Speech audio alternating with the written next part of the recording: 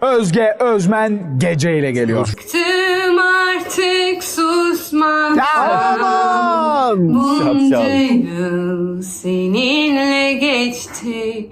Bir çift lafa muhtacız, iki yabancı gibi. Söyleyecek ha. Saat Biraz gece bezmek. 3 olmuş. Bak. Kapında ben yokum sanki. Buraya kadar. Şimdi gerçeği söyle, sonra yap istediğini.